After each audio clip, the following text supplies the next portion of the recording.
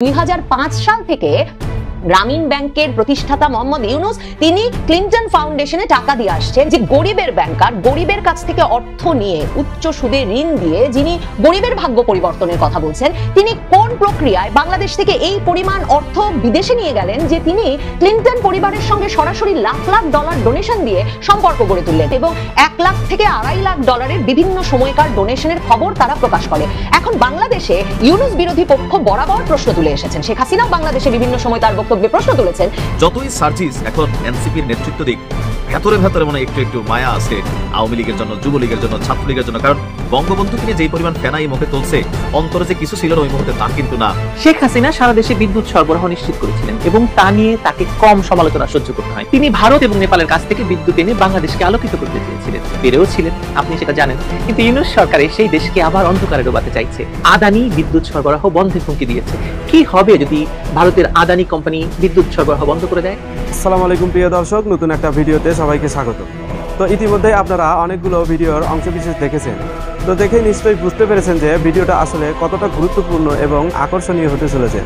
তো চলুন কথা না বাড়িয়ে সম্পূর্ণ ভিডিওটা দেখে আসি। তো দেখার আগে বলবো, যারা আমাদের চ্যানেলটি এখনো পর্যন্ত সাবস্ক্রাইব করেননি তারা দয়া করে সাবস্ক্রাইব করে দিন, যারা ইতিমধ্যেই করে দিয়েছেন তাদের অসংখ্য ধন্যবাদ।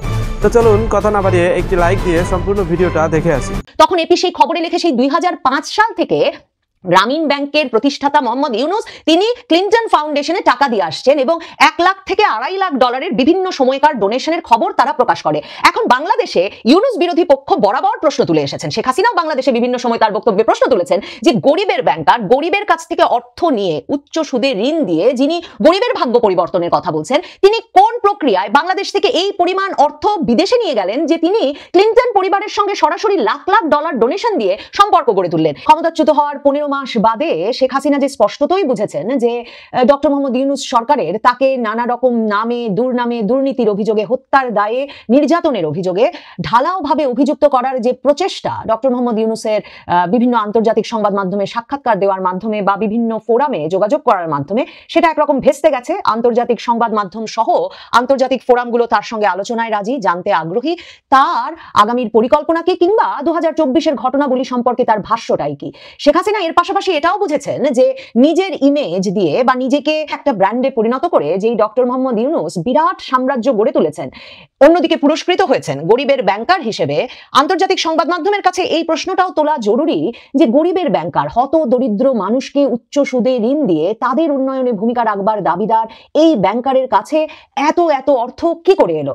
শেখ হাসিনা সরাসরি এই প্রশ্নগুলো এখন আন্তর্জাতিক সংবাদ মাধ্যমে দেওয়া সাক্ষাৎকারগুলোতে তুলছেন, সম্পর্কিত প্রশ্ন থাকলেও তুলছেন, সম্পর্কিত প্রশ্ন না থাকলেও তুলছেন। যেমন হিন্দুস্তান টাইমসের সঙ্গে সাক্ষাৎকারে এ বিষয়ে তাকে কোনো প্রশ্ন করা হয় নাই, তার বিরুদ্ধে যে দুর্নীতির অভিযোগ কিংবা ডক্টর মোহাম্মদ ইউনুস সম্পর্কে কোনো সুনির্দিষ্ট প্রশ্ন এমন কোনো কিছু ছিল না। কিন্তু ডক্টর মোহাম্মদ ইউনুস সরকারের আমলে আওয়ামী লীগ নেতাকর্মীদের উপর কি ভয়াবহ অত্যাচার নির্যাতন চলছে এবং সেই অভিযোগ নিয়ে যে আওয়ামী লীগ আন্তর্জাতিক অপরাধ আদালত ICC-তে গেছে সে প্রসঙ্গে কথা বলতে গিয়ে শেখ হাসিনা বলে বসেন যে ডক্টর মোহাম্মদ ইউনুস একজন সরকারি কর্মচারী মাত্র ছিলেন, 6000 টাকা বেতনে চাকরি করতেন, তিনি কি করে এত বিপুল সম্পদ গড়ে তুললেন যে বাংলাদেশের বিভিন্ন ব্যাংক অ্যাকাউন্টে তার নামে 5000 কোটি টাকার ফিক্সড ডিপোজিট আছে, সেই বিষয়টি খতিয়ে দেখা দরকার। এবং তিনি এর পাশাপাশি এই প্রশ্নও করেন যে ডক্টর মোহাম্মদ ইউনুস অত টাকা পেলেন কোথায় যে সেই টাকা নিয়ে তিনি হিলারি ক্লিন্টনের ক্যাম্পেইনে কিংবা প্রেসিডেন্ট ক্লিন্টনের চ্যারিটি ফাউন্ডেশনে টাকা dollar lakh lakh dollar donate করে বসলেন। এই প্রশ্নগুলো তিনি যে তোলা বন্ধ করবেন না তার প্রমাণ ইন্ডিয়ান এক্সপ্রেসের সঙ্গে সাক্ষাৎকারে তাকে যখন সাংবাদিক প্রশ্ন করেছেন যে আপনার বিরুদ্ধে, শেখ হাসিনার বিরুদ্ধে তো অভিযোগ যে তিনি 234 বিলিয়ন ডলার বাংলাদেশ থেকে পাচার করে দিয়েছেন এবং সেক্ষেত্রে তাকে মূলত সাহায্য করেছেন ভূমিমন্ত্রী সাইফুজ্জামান চৌধুরী আর এস আলম গ্রুপের মাধ্যমে নাকি মূলত তিনি সেই টাকা পাচার করেছেন। ইন্ডিয়ান এক্সপ্রেসের ওই প্রশ্নের জবাবে শেখ হাসিনা বলেছেন এই অভিযোগ যে শুধুমাত্র কোন রকম সাক্ষ্য প্রমাণ ছাড়া ঢালাও একটা অভিযোগ তাই নয়, এটা একটা হাস্যকর অভিযোগ, এটা লাফেবল অভিযোগ। কারণ তার মানে 234 বিলিয়ন ডলার পাচার করতে হলে শেখ হাসিনা সরকারের আমলে শেখ হাসিনা তার মানে যতটা রাষ্ট্রীয় বাজেট আছে স্টেট বাজেটের চেয়েও বেশি পরিমাণ টাকা পাচার করে ফেলেছেন। তো শেখ হাসিনা বলছেন এই অভিযোগের কোনো সাক্ষ্য প্রমাণ নাই, যেই অভিযোগ এখন ইউনুস সরকার তার বিরুদ্ধে আনছে 234 বিলিয়ন ডলার পাচার করে দেওয়ার, কিন্তু শেখ হাসিনার আমলে তার আমলে যে বাংলাদেশের অর্থনীতি 450% বেড়েছে সেটার সরাসরি সাক্ষ্য প্রমাণ আছে। কারণ আন্তর্জাতিক অর্থ তহবিল IMF সহ আন্তর্জাতিক সংস্থাগুলো এই পরিসংখ্যানের সঙ্গে একমত হয়েছে এবং এর প্রশংসা করেছে। শেখ হাসিনা পাল্টা প্রশ্ন করে সাংবাদিককে বলছেন যে এত নাইভ হলে সাংবাদিকরা এত বোকা সেজে থাকলে তো চলবে না। 6,000 টাকার সরকারি কর্মচারী, আবার সেই যুক্তি, কি করে 5,000 কোটি টাকার ফিক্সড ডিপোজিটের মালিক হলেন, সঞ্চয়ের মালিক হলেন, সেটা যেমন খুঁজে বের করা দরকার, তেমনি ইন্ডিয়ান এক্সপ্রেসে আরো সম্পদের খবর ফাঁস করে দিলেন শেখ হাসিনা। তিনি বললেন যে এর পাশাপাশি জানা দরকার যে কিভাবে মোহাম্মদ ইউনূস পূর্বাচলে 4,080 কাঠা জমির মালিক হয়েছেন।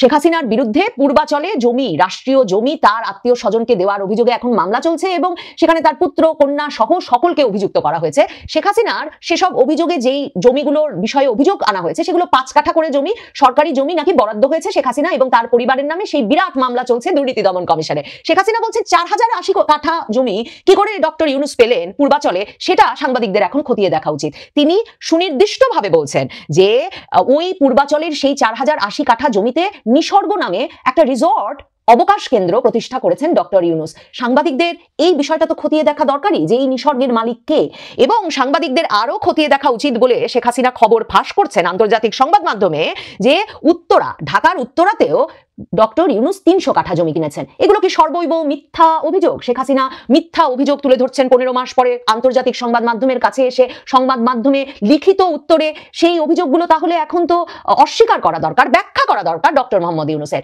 দেখেন, শেখ হাসিনা সরাসরি প্রশ্ন তুলে বলেছেন যে শুধুমাত্র ক্লিন্টন পরিবারের ঘনিষ্ঠ বন্ধু বলে তো সাংবাদিকদের ডক্টর মোহাম্মদ ইউনূসকে কোনো ফ্রি পাস বা যা ইচ্ছা করার অধিকার দিয়ে দেওয়া উচিত না। এই যে ক্লিন্টন পরিবারের সঙ্গে তার সম্পর্ক, এটা নিয়ে কিন্তু আন্তর্জাতিক সংবাদ মাধ্যমে দীর্ঘ সময় ধরে খবর হয়েছে। 2016-তে প্রেসিডেন্ট পদে প্রার্থিতায় যখন ক্যাম্পেইনের একদম শেষ পর্যায়ে হিলারি ক্লিন্টন, তখন আন্তর্জাতিক সংবাদ মাধ্যম এপি, অ্যাসোসিয়েটেড প্রেস, একটা বিস্ফোরক খবর প্রকাশ করে যেখানে তারা বলে যে যখন পররাষ্ট্রমন্ত্রী ছিলেন হিলারি ক্লিন্টন তখন তিনি যত ফোন ধরেছেন 101 জন ব্যক্তি, তার মধ্যে তার ক্লিন্টন ফাউন্ডেশন মানে তাদের যে পারিবারিক চ্যারিটি সেখানে টাকা দিয়েছে, না হলে তার ক্যাম্পেইনে টাকা দিয়েছে। এবং ওই ব্যক্তিদের জন্য তিনি পররাষ্ট্র মন্ত্রণালয়কে এবং তার যে ব্যক্তিগত প্রভাব পররাষ্ট্রমন্ত্রী হিসেবে সেটাকে সরাসরি ব্যবহার করেছেন। এবং এপির সেই খবরে তারা বলে যে 101 জন ব্যক্তি যাদের সঙ্গে হিলারি ক্লিন্টন পররাষ্ট্রমন্ত্রী থাকা অবস্থায় ফোনে কথা বলেছেন বা সামনে সাক্ষাৎ করেছেন, তারা এই দুই জায়গা মিলে মানে ক্যাম্পেইনে অথবা হিলারি ক্লিন্টনের পরিবারের মানে বিল ক্লিন্টন হিলারি ক্লিন্টনের পরিবারের ফাউন্ডেশনে মিলিয়ে অন্তত $236 মিলিয়ন দিয়েছে। এবং এর মধ্যে 40 জন অন্তত $1 লাখ বেশি দিয়েছেন এবং অন্তত 20 জন $10 লাখ বেশি দিয়েছেন।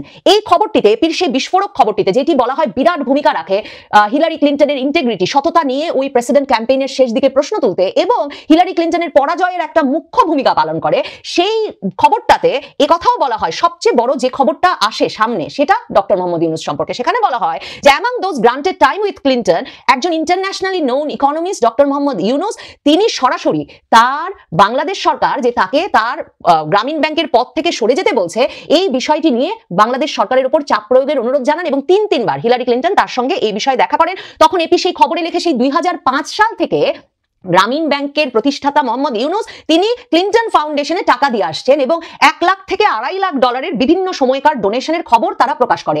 এখন বাংলাদেশে ইউনূস বিরোধী পক্ষ বরাবর প্রশ্ন তুলে এসেছেন, শেখ হাসিনাও বাংলাদেশে বিভিন্ন সময় তার বক্তব্যে প্রশ্ন তুলেছেন যে গরিবের ব্যাংকার, গরিবের কাছ থেকে অর্থ নিয়ে উচ্চ সুদে ঋণ দিয়ে যিনি গরিবের ভাগ্য পরিবর্তনের কথা বলছেন, তিনি কোন প্রক্রিয়ায় বাংলাদেশ থেকে এই পরিমাণ অর্থ বিদেশে নিয়ে গেলেন যে তিনি ক্লিন্টন পরিবারের সঙ্গে সরাসরি $1 লাখ ডোনেশন দিয়ে সম্পর্ক গড়ে তুললেন। এবং এপি হিলারি ক্লিন্টন বিষয়ক ওই খবরে স্পষ্টত বলেছিল যে সরকারের উপর চাপ প্রয়োগ করতেই হিলারি ক্লিন্টন 2012 সালে একবার বাংলাদেশ সফরে যান, পররাষ্ট্র মন্ত্রণালয় মানে মার্কিন পররাষ্ট্র মন্ত্রণালয়ের কর্মকর্তাকে এই বিশেষ কাজে নিয়োজিত করেন যাতে তিনি বাংলাদেশ সরকারের উপর চাপ প্রয়োগ অব্যাহত রাখেন। বাংলাদেশের তখনকার প্রধানমন্ত্রী শেখ হাসিনার ছেলে সজীব ওয়াজেদ জয়ের আমেরিকায় কোনো অবৈধ অর্থ সম্পদ আছে কিনা সেই বিষয়ক তদন্ত করেন ইউনূসের অনুরোধে। এরকম নানা অভিযোগ তখন কিন্তু বেরিয়ে এসেছিল। এখন শেখ হাসিনা প্রশ্ন তুলছেন যে ক্লিন্টন পরিবারের বন্ধু বলে তো ডক্টর মোহাম্মদ ইউনূসকে এই ছাড় দেওয়া যায় না, গরিবের ব্যাংকার কিনা হাজার হাজার কাঠা জমির মালিক হয়ে বসে আছে, সেই বিষয়গুলো সাংবাদিকদের খুঁজে বের করা উচিত।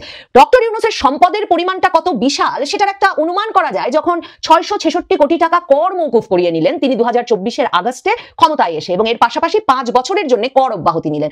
গ্রামীণ ব্যাংকের ব্যবস্থাপনা পরিচালক পদে তার থাকাটা কতটা লাভজনক, মানে গরিবের ব্যাংকার হিসেবে তার থাকাটা কত লাভজনক দেখেন, যে সেই জন্য $1 লাখ ডোনেশন দিয়ে মার্কিন পররাষ্ট্রমন্ত্রীকে দিয়ে বাংলাদেশ সরকারের উপর চাপ প্রয়োগ করিয়েছেন তিনি। শুধু সেটাই নয়, তিনি এই দফায় ক্ষমতায় এসে গ্রামীণ ব্যাংকের উপর থেকে সরকারের যে মালিকানা সেটা কিন্তু কমিয়ে এনেছেন সরকারি অধ্যাদেশ জারি করে। সরকারের মালিকানা ছিল 25%, এখন ডক্টর ইউনূসের সরকার অধ্যাদেশ জারি করে নিয়ম করে দিয়েছে যে গ্রামীণ ব্যাংকে সরকারের মালিকানা থাকবে মাত্র 10% এবং সরকার গ্রামীণ ব্যাংকের চেয়ারম্যান পদে কে থাকবেন এসব বিষয়ে কোনো সিদ্ধান্ত দিতে পারবে না।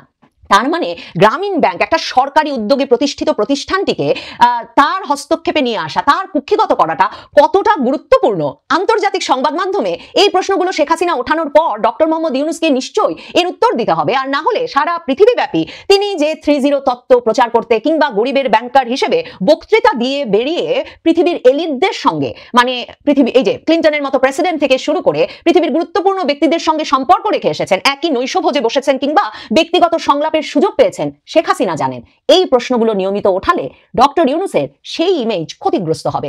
ডক্টর ইউনূস নিশ্চয়ই নিজেও সেটা টের পাচ্ছে। মনে করে দেখুন ক্লিন্টন ফাউন্ডেশন এই তাদের এই বড় সড় ডোনার মানে অর্থদাতা ডক্টর মোহাম্মদ ইউনূসের প্রতি কৃতজ্ঞতায় ইউনূস যখন ক্ষমতায় এলেন বাংলাদেশে, তার পরপরই যখন সেপ্টেম্বরে নিউ ইয়র্ক গেলেন, সেখানে কিন্তু ক্লিন্টন ফাউন্ডেশনে তাকে সম্বর্ধনার ব্যবস্থা করা হয়েছিল, যেখানে ইউনূস মাহফুজ আলমকে পরিচয় করিয়ে দিয়েছিলেন মাস্টার মাইন্ড হিসেবে।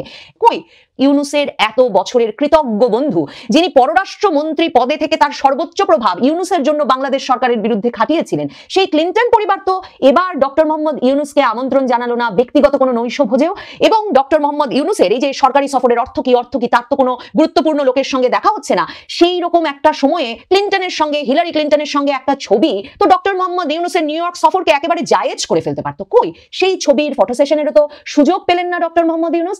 এগুলো অত্যন্ত গুরুত্বপূর্ণ পরিবর্তন। শেখ হাসিনা জানেন এই প্রশ্নগুলো যখন তার ইংরেজিতে দেওয়া সাক্ষাৎকারে আন্তর্জাতিক সংবাদ মাধ্যমে লিপিবদ্ধ হচ্ছে, ডক্টর ইউনূস সরকারকে, বিশেষভাবে সেই ইউনূসকে যিনি অর্থনীতিবিদ হিসেবে, গরিবের ব্যাংকার হিসেবে বিশ্বের বিশ্ববিদ্যালয়গুলোতে কিংবা আন্তর্জাতিক ফোরামগুলোতে অতিথি হয়ে গিয়ে বক্তব্য দিতে চান, তার ইমেজকে বড় ধরনের প্রশ্নের মুখে ফেলবে আন্তর্জাতিক সংবাদ মাধ্যম। এরপর ডক্টর ইউনূসকেও প্রশ্ন করবে হাজার হাজার কাঠা জমির মালিক হলেন কি করে। আর এর মালিক ডক্টর মোহাম্মদ ইউনূস হয়তো সোশ্যাল বিজনেস মডেলে বলবেন, সামাজিক ব্যবসা মডেল তুলে ধরে বলবেন যে এর মালিক গরিব গ্রামীণ নারীরা। তখন নিশ্চয়ই আন্তর্জাতিক সংবাদ মাধ্যমগুলো এই প্রশ্ন ডক্টর মোহাম্মদ ইউনূসকে করবে, কিংবা হয়তো কোনো বিশ্ববিদ্যালয়ের কোনো কৌতূহলী ছাত্র করে বসবে যে গরিব নারীদের সেই টাকা কি করে আমেরিকায় এসে লাখ লাখ ডলার হয়ে ক্লিন্টন ফাউন্ডেশনের চ্যারিটিতে কিংবা হিলারি ক্লিন্টনের ক্যাম্পেইনে চলে গেল। যতই সার্জিস এখন এনসিপির নেতৃত্ব দিক, ভেতরে ভেতরে মানে একটু একটু মায়া আছে আওয়ামী লীগের জন্য, যুবলীগের জন্য, ছাত্রলীগের জন্য। কারণ বঙ্গবন্ধুকে নিয়ে যে পরিমাণ ফেনাই মুখে তুলছে, অন্তরে যে কিছু ছিল না ওই মুহূর্তে তা কিন্তু না। আর তার প্রমাণ হচ্ছে আওয়ামী লীগ কি খালি বিএনপি পুনর্বাসন করছে, জামাত ইসলামী করছে, এনসিপি কি দুধের দেওয়া তুলসী পাতা? না ভাই না। যখন ধরা খায় তখন সবাই এটা বলে যে না। এখন এই যে ছাত্রলীগ বা যুবলীগের অনেক নেতা এনসিপির বিভিন্ন কমিটিতে ঢুকছেন, পরে পত্রিকা আসতেছে, তখন কমিটি বলে আমরা জানতাম না। এটাও শেখ হাসিনার একটা রাজনৈতিক প্ল্যান যে একসময় আমাদের মধ্যে যারা ঘাপটি মেরেছিল সার্জিসদের মতন, তোমরাও ঢুকা পড়ো, তোমরাও যাইয়া এলাকায় মিনিমাম লেভেলে বাইচা টেচা থাকো, কর্মী টর্মী ঠিকঠাক রাখো, ভবিষ্যতে যখন হ্যামিলনের বাসিওয়ালার মতো ডাক দিব সবাই কিন্তু চলে আসবে, এটাই বাস্তব। এই মুহূর্তে আওয়ামী লীগকে নিয়ে কারাকারি যে চলছে, আর এতে খোদ এনসিপি নিজেরা যুক্ত হয়ে গেল। চাঞ্চল্যকর তথ্য আসলো আপনার শেরপুরে জাতীয় নাগরিক পার্টির একটা আহ্বায়ক কমিটি হয়েছে, আর সেই কমিটিতে খুবই গুরুত্বপূর্ণ একটা পদ, সাংগঠনিক সম্পাদক পদে দায়িত্ব পেয়েছেন যুবলীগ নেতা মোহাম্মদ রকিবুল ইসলাম। তবে তিনি কোনো সন্ত্রাসী না, তিনি কোনো মামলার আসামি না, ভালো ছেলে। তো ভালো পিউরিফাইড পবিত্র আওয়ামী লীগ যারা আছে, মানে নেতৃত্ব আছে, যারা কোনো অন্যায় অপকর্ম করে নাই, তাদেরকে বললাম আর কি যে পবিত্র এই মুহূর্তে রাজনৈতিক দলগুলোর কাছে তাদেরকে কিন্তু সবাই চান্স দেওয়ার চেষ্টা করতেছে। তো সেই জায়গা থেকে সম্ভবত এনসিপিও তাকে দলে ঢুকেছে, বাট পরবর্তী সময় এনসিপি বলতেছে আমরা জানতাম না। দেখেন এই রাকিবুল নালিতাবাড়ি পৌর যুবলীগের পদে থাকলেও এখনো তিনি কিন্তু পদত্যাগ করেন নাই। কালের কণ্ঠে আসা নিউজটি বলছে যে এনসিপির কেন্দ্রীয় সদস্য সচিব আক্তার হোসেন এবং উত্তরাঞ্চলের মুখ্য সংগঠক সার্জিস আলম স্বাক্ষরিত 56 সদস্য বিশিষ্ট এই জেলা কমিটিটি গতকাল মানে বৃহস্পতিবার প্রকাশিত হয়েছে। এরপর জানা যায় রকিবুল ইসলাম নালিতাবাড়ি উপজেলার মরিচপুরান ইউনিয়নের সাবেক ইউপি সদস্য আব্দুল কুদ্দুসের ছেলে। তিনি মরিচপুরান ইউনিয়ন যুবলীগের সাধারণ সম্পাদক পদে প্রার্থী ছিলেন। এমনকি 2018 ও 24 সালের জাতীয় সংসদ নির্বাচনে নৌকা প্রতীকের প্রার্থী প্রয়াত মতিয়া চৌধুরীর পক্ষে তিনি নির্বাচন ক্যাম্পেইন করেছিলেন। তো এনসিপিতে কেন আসলেন? তার বিরুদ্ধে কিন্তু কোনো নেগেটিভ কোনো কিছু নাই। তো তার বক্তব্য হচ্ছে, রকিবের বক্তব্য, যুবলীগে আমাকে কার্যক্রমে অংশ নিতে দেওয়া হয়নি, সাধারণ সম্পাদক পদেও নির্বাচন করে সুযোগ পাইনি, এখন যুবলীগের কোনো কার্যক্রম নাই, তাই এনসিপিতে আসছি। তো যখন এই গণমাধ্যমে নিউজটা আসলো তখন এনসিপি কি বলছে? শেরপুর এনসিপির আহ্বায়ক প্রকৌশলী মোহাম্মদ লিখন মিয়া বলছেন, রকিবুল ইসলাম যুবলীগের পদে আছেন এই তথ্য আমরা জানতাম না, তিনি এনসিপির কার্যক্রমে সক্রিয় থাকায় পদ দেওয়া হয়েছে, বিষয়টি যাচাই বাছাই করে দেখা হবে এবং প্রয়োজনীয় সাংগঠনিক ব্যবস্থা নেওয়া হবে। মোটামুটি কিন্তু ঢুইকা গেছিল। এখন যে গণমাধ্যমের রিপোর্ট আসা বা আমরাও কথা বলছি, সেখান থেকে হয়তো তাকে মাইনাস করা হবে। তবে এভাবে কতজনকে আপনি মাইনাস করবেন? কারণ এনসিপির তো কর্মী দরকার ভাই, কর্মী তো নাই। বিএনপির গুলা বিএনপির সাথে, জামাতের গুলা জামাতের সাথে, জাতীয় পার্টির সাথে। এখন বাকি আছে হালকা ঘোরাফেরার মধ্যে আওয়ামী লীগ, যুবলীগ, ছাত্রলীগ, কৃষক লীগ, শ্রমিক লীগ, যত লীগ আছে তারা কিন্তু এই মুহূর্তে মোটামুটি আইডল আছে। আর তাদের মধ্যে যারা পরিচ্ছন্ন ইমেজের লাইক রকিবের মতন, তাদেরকেই কিন্তু প্রতিটি দল, জামাত বলেন, বিএনপি বলেন, এনসিপি বলেন, বিপিনুরের দল বলেন, জাতীয় পার্টি বলেন, সবাই কিন্তু ডাকছে যে আসেন আসেন। এটা কেন আসেন? কারণ সামনে নির্বাচন, একটা আপনি শোডাউন দিবেন, কর্মী নাই, একটা প্রোগ্রাম করবেন, সেখানে কর্মী নাই, একটা নেতা গেল, ওই দিন যে হাসনাত কোথায় গেল, যাই দেখে 30-40 জন কর্মী, তারপর সে মঞ্চে না বসে একটা গোল টেবিক বৈঠক করলো, এটা তো আবার পত্রিকাতে আসার পর, মিডিয়াতে আসার পর একটা লজ্জার বিষয়। তো এই সকল জিনিসের কারণে কর্মী সমর্থক যোগানোর জন্য বেসিক্যালি আসলে এনসিপি কাজ করছেন, আর এই কাজে অ্যাডভান্টেজটা কিন্তু অদূর ভবিষ্যতে আওয়ামী লীগে পেতে যাচ্ছে। ভালো থাকুন, আসসালামু আলাইকুম। শেখ হাসিনা সারা দেশে বিদ্যুৎ সরবরাহ নিশ্চিত করেছিলেন এবং তা নিয়ে তাকে কম সমালোচনা সহ্য করতে হয়নি। এখন তো তাকে এর জন্য মামলাই খেতে হয়েছে এবং অনেকগুলো মামলা হয়েছে। তিনি ভারত এবং নেপালের কাছ থেকে বিদ্যুৎ এনে বাংলাদেশকে আলোকিত করতে চেয়েছিলেন, পেরেও ছিলেন, আপনি সেটা জানেন। কিন্তু ইউনূস সরকার সেই দেশকে আবার অন্ধকারে ডোবাতে চাইছে। আদানি বিদ্যুৎ সরবরাহ বন্ধের হুমকি দিয়েছে। কি হবে যদি ভারতের আদানি কোম্পানি বিদ্যুৎ সরবরাহ বন্ধ করে দেয়? চলুন দেখা যাক সেটা। ভারতের আলোচিত শিল্প গোষ্ঠী আদানি গ্রুপের সঙ্গে বাংলাদেশের শেখ হাসিনা সরকার যখন বিদ্যুৎ সরবরাহের চুক্তি করে, তখন সেটি নিয়ে দেশে অনেক আলোচনা হয়েছিল। সমালোচকরা বলেছিলেন এই চুক্তিতে বাংলাদেশের স্বার্থ বিকিয়ে দেওয়া হয়েছে, অস্বচ্ছতা রয়েছে, এমনকি ভারতের প্রতি অতি নির্ভরতার অভিযোগ উঠেছিল। কিন্তু সময়ের পরিক্রমায় দেখা গেল সেই চুক্তি বাংলাদেশের বিদ্যুৎ ব্যবস্থায় এক বড় অংশ জুড়ে নিয়েছে একটি জায়গা, এবং এই বিদ্যুৎ ব্যবস্থা বা বিদ্যুৎ সঞ্চালন বা বিদ্যুৎ সরবরাহের ক্ষেত্রে এটি একটি মাইল ফলক চুক্তি ছিল। এখন ইউনূসের নেতৃত্বাধীন অন্তর্বর্তী সরকার ক্ষমতায় আসার প্রায় 1.5 বছর পরও তারা কোনো প্রমাণ দেখাতে পারেনি যে চুক্তিটি বাংলাদেশের জন্য ক্ষতিকর ছিল। বরং পরিস্থিতি এমন দাঁড়িয়েছে যে আদানি গ্রুপ এখন আন্তর্জাতিক সালিসি আদালতে গিয়েছে তাদের পাওনা আদায়ের জন্য এবং জানিয়েছে 11ই নভেম্বরের মধ্যে বকেয়া পরিশোধ না হলে তারা বাংলাদেশে বিদ্যুৎ সরবরাহ বন্ধ করবে। এর মানে দাঁড়াচ্ছে বাংলাদেশ আবার সেই অন্ধকারের যুগে ফিরে যাবে, বিদ্যুৎ ঘাটতির যুগে ফিরে যেতে পারে। আদানি পাওয়ার হলো ভারতের অন্যতম বিদ্যুৎ সরবরাহকারী, বিদ্যুৎ উৎপাদনকারী সংস্থা। গৌতম আদানির নেতৃত্বে গড়ে ওঠা এই প্রতিষ্ঠানটি 2017 সালে বাংলাদেশের বিদ্যুৎ উন্নয়ন বোর্ডের সঙ্গে একটি বিদ্যুৎ ক্রয় চুক্তি স্বাক্ষর করে। সেই চুক্তির আওতায় ঝাড়খণ্ডের গোড্ডায় অবস্থিত কয়লা ভিত্তিক কেন্দ্র থেকে বাংলাদেশে 1600 মেগাওয়াট বিদ্যুৎ সরবরাহ করা হয়। এটি বাংলাদেশের মোট বিদ্যুৎ চাহিদার প্রায় 1/10 পূরণ করে। অর্থাৎ এটি কেবল একটি বাণিজ্যিক চুক্তি নয়, বরং বাংলাদেশের জাতীয় গ্রিডের একটি নির্ভরযোগ্য অংশে পরিণত হয়েছে এই 1600 মেগাওয়াট। তবে গত বছর ইউনূস সরকার দায়িত্ব নেওয়ার পর তারা বিদ্যুৎ ক্রয়ের পরিমাণ অর্ধেকে নামিয়ে আনে। এর আগে থেকেই আদানি পাওয়ারের বিপুল পরিমাণ পাওনা জমেছিল বাংলাদেশের কাছে।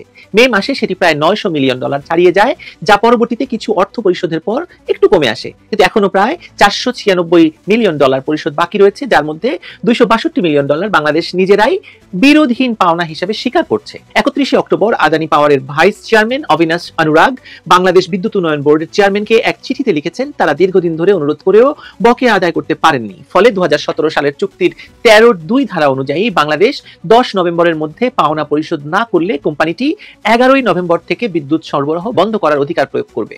চিঠিতে আরো বলা হয়েছে যে সরবরাহ বন্ধ থাকলেও চুক্তি অনুযায়ী কোম্পানি ক্যাপাসিটি চার্জ আদায়ের অধিকার রাখে, অর্থাৎ বিদ্যুৎ উৎপাদন বন্ধ থাকলেও বাংলাদেশের নির্দিষ্ট পরিমাণ অর্থ পরিশোধ করতে হবে। এই ধারা থেকেই বোঝা যায় যে আদানি পাওয়ার শুধু সতর্ক বার্তা দিচ্ছে না, বরং তাদের চুক্তিগত অধিকার প্রয়োগের দিকেই অগ্রসর হচ্ছে। বাংলাদেশ সরকারের পক্ষ থেকে এখনো পর্যন্ত কোনো স্পষ্ট সিদ্ধান্ত জানানো হয়নি। সরকারের বিদ্যুৎ উপদেষ্টা মোহাম্মদ ফাউজুল কবির খান বলেছেন আলোচনা এখনো চলমান এবং প্রয়োজন হলে তারাও আন্তর্জাতিক সালিসিতে যাবে। তবে আদানি ইতিমধ্যেই আন্তর্জাতিক সালিসি প্রক্রিয়া শুরু করেছে। বাস্তবে দেখা যাচ্ছে এই অবস্থায় বাংলাদেশ এক কঠিন জটিলতার মধ্যে পড়েছে, কারণ বিদ্যুৎ সরবরাহ বন্ধ হয়ে গেলে দেশের অভ্যন্তরীণ উৎপাদন এবং অর্থনৈতিক কর্মকাণ্ডে তা বিরূপ প্রভাব ফেলবে বা তীব্র প্রভাব ফেলবে। শিল্পাঞ্চল, পোশাক খাত, এমনকি রাজধানী ঢাকাও সরাসরি বিদ্যুৎ ঘাটতির মুখে পড়বে। দেশের মোট বিদ্যুৎ সরবরাহের 1/10 উৎস আসলে হঠাৎ বন্ধ হয়ে গেলে তাৎক্ষণিক বিকল্প ব্যবস্থা করা সম্ভব নয়। অন্যদিকে ইউনূস প্রশাসন বলছে তারা আগের সরকারের করা সব বড় বড় বিদ্যুৎ চুক্তি পুনর্মূল্যায়ন করছে এবং যেখানে প্রশাসনিক ব্যর্থতা বা অসঙ্গতি পাওয়া যাচ্ছে বলেও তারা বলছেন সেখানে নতুন করে সিদ্ধান্ত নেওয়া হবে। এই ব্যাখ্যা অনেকের কাছে রাজনৈতিক অজুহাত বলে মনে হচ্ছে, কারণ যেই চুক্তি 7 বছর ধরে কার্যকর আছে এবং যার মাধ্যমে দেশ স্থিতিশীল বিদ্যুৎ পাচ্ছিল, সেটিকে একদিকে প্রশ্নবিদ্ধ করে দেওয়া কৌশলগতভাবে ঝুঁকিপূর্ণ। এটা কোনো দেশ করে না। এক সরকার যদি এরকম একটা চুক্তি করে যায়, আরেক সরকার সেটিকে রেটিফাই করে, যতই সরকারকে আপনি খারাপ বলেন না কেন, স্বৈরাচারী বলেন না কেন। উপরন্তু ইউনূস সরকার দেশীয় জনমত টানতে গিয়ে ভারত বিরোধী বক্তব্যকে পরোক্ষভাবে উস্কে দিচ্ছে বলে অভিযোগ উঠেছে। এটা অভিযোগ নয়, আসলে এটি আসলে বাস্তবতা। ইউনূস সরকার ভারত বিরোধিতার কার্ড খেলছে এই বিদ্যুতের ক্ষেত্রেও, এবং সেই খেলা যে কতটা ভয়ঙ্কর হতে পারে তা হয়তো যদি বিদ্যুৎ বন্ধ করে তাহলে আমরা বুঝতে পারবো। কিন্তু বাস্তবতা হলো বাংলাদেশে ভারতের বিদ্যুৎ সংযোগ থেকে সম্পূর্ণ বিচ্ছিন্ন হতে পারবে না, অন্তত আগামী কয়েক বছরের মধ্যে সেটা সম্ভব নয়। বাংলাদেশের অর্থনৈতিক পরিস্থিতিও এই সংকটে বড় ভূমিকা রাখছে। রাশিয়া ইউক্রেন যুদ্ধের পর ডলার সংকট, জ্বালানি আমদানির খরচ বৃদ্ধি এবং বৈদেশিক মুদ্রার রিজার্ভ হ্রাস, এসব মিলিয়ে সরকার সময় মতো অর্থ পরিশোধ করতে পারছে না। এর ফলে বিদেশি অংশীদারদের আস্থা কমে গেছে এবং বাংলাদেশে গত 1 বছর ইউনূস সরকারের আমলে যত বিদেশি বিনিয়োগের কথা এতদিন ধরে ঢালাও করে বলা হচ্ছিল এবং তার এই লাফারু বালক যে বিমান থেকে লাফ দিয়ে বিখ্যাত হয়েছে, সেই বালক নাকি অসংখ্য এফডিআই নিয়ে এসেছে বাংলাদেশে, কিন্তু লবডঙ্কা বাংলাদেশে কোনো বিদেশি বিনিয়োগ হয়নি। তার মানে কোনো বিদেশি কোম্পানি বাংলাদেশে তাদের আস্থায় আনতে পারছে না। আদানির মতো বহুজাতিক প্রতিষ্ঠান যদি একবার এই সরবরাহ বন্ধ করে দেয়, সালিসি আদালতে যেতে, তাহলে শুধু বিদ্যুৎ নয়, আন্তর্জাতিক বিনিয়োগকারীদের কাছেও বাংলাদেশের চুক্তি পালনের প্রশ্নে নেতিবাচক বার্তা যাবে, তাতে কোনো রকম সন্দেহ নেই, এবং আদানি সেই কাজটি করবেও। তবু পুরো পরিস্থিতি সম্পূর্ণ অন্ধকার নয়। আদানি পাওয়ার জানিয়েছে তারা বাংলাদেশের সঙ্গে সম্পর্ক বজায় রাখতে চায় এবং নির্ভরযোগ্য বিদ্যুৎ সরবরাহ করতে তারা প্রতিশ্রুতিবদ্ধ। তারা বলেছে বিতর্কিত বিল এবং খরচের কিছু অংশ নিয়ে মতভেদ আছে, কিন্তু উভয় পক্ষই দ্রুত এবং পারস্পরিকভাবে উপকারী সমাধান চায়। এই বক্তব্যে অন্তত কূটনৈতিক ভদ্রতা রয়েছে, যা ইঙ্গিত দেয় যে আলোচনার দরজা এখনো খোলা। কিন্তু সেই সঙ্গে এটাও স্পষ্ট যে নির্দিষ্ট সময়ের মধ্যে বকেয়া না মেটালে তারা চুক্তির ধারা অনুযায়ী পদক্ষেপ নিতে দ্বিধা করবে না, কথাটা তারা বলেছে। অতএব প্রশ্নের উত্তর নির্ভর করছে একটা বিষয়ে, বাংলাদেশ সময় মতো বিল পরিশোধ করতে পারবে কিনা। যদি সরকার কূটনৈতিক এবং আর্থিকভাবে এই সংকট সামাল দিতে ব্যর্থ হয়, তাহলে আদানি সত্যি বিদ্যুৎ সরবরাহ বন্ধ করে দিতে পারে। সেটি কেবল একটি বাণিজ্যিক সংকট হবে না, বরং বাংলাদেশের জ্বালানি নিরাপত্তার জন্য একটি ভয়াবহ ধাক্কা হয়ে উঠবে এবং বৈশ্বিকভাবে বাংলাদেশের বিরুদ্ধে একটি নেতিবাচক প্রচারণা শুরু হবে। তাই এই মুহূর্তে সবচেয়ে বেশি প্রয়োজন বাস্তববাদী দৃষ্টিভঙ্গি, রাজনৈতিক প্রচার নয়। আপনি সেভেন সিস্টার খেয়ে ফেলবেন, আপনি সেভেন সিস্টারকে বাংলাদেশের ম্যাপের সঙ্গে যুক্ত করে সেই ম্যাপ বিদেশিদের কাছে প্রচার করবেন, ওই সব এখানে চলবে না। এখন দেশের স্বার্থে সরকারকে অবশ্যই দ্রুত সিদ্ধান্ত নিতে হবে। বকেয়া পরিশোধ, নতুন শর্তে চুক্তি পুনর্নির্ধারণ অথবা বিকল্প উৎস নিশ্চিত করা, যে কোনো একটি পদক্ষেপই এখন জরুরি। না হলে বিদ্যুতের সুইচ অফ হয়ে যাবে এমন এক বাস্তবতায় যার দায় শুধু আদানি নয়, বাংলাদেশেরও থাকবে সমানভাবে। আপনি শুধু আদানির উপর দোষ চাপিয়ে বাংলাদেশের মানুষকে অন্ধকারে রাখবেন। বাংলাদেশের মানুষ তার অন্ধকারে থাকতে চায় না। শেখ হাসিনা তাদেরকে আলোকিত করে ফেলেছিল, সেই আলো থেকে আপনি অন্ধকারে নিয়ে যাবেন। এমনিতেই আপনি দেশটাকে 50 বছর পিছিয়ে দিয়েছেন, আর কত পেছাবেন বলুন তো? আপনি আর কত বাংলাদেশটাকে পেছাবেন? তো প্রিয় দর্শক, আশা করছি সম্পূর্ণ ভিডিওটা মনোযোগ দিয়ে দেখেছেন। তো দেখে কি বুঝলেন, কি জানলেন, আপনাদের গুরুত্বপূর্ণ মতামতগুলো আমাদের কমেন্ট বক্সে জানিয়ে দিন। পারলে ভিডিওটা শেয়ার করে অন্যকে দেখার সুযোগ করে দিন। আবারও বলছি, যারা আমাদের চ্যানেলটি এখনো পর্যন্ত সাবস্ক্রাইব করেনি তারা দয়া করে সাবস্ক্রাইব করে দিন। যারা ইতিমধ্যেই করে দিয়েছেন তাদের অসংখ্য ধন্যবাদ। তো প্রিয় দর্শক, আজকের মতো এ পর্যন্তই। দেখা হবে পরবর্তীতে কোনো নিউজে। ততক্ষণ পর্যন্ত সবাই ভালো থাকবেন, সুস্থ থাকবেন। আল্লাহ হাফেজ।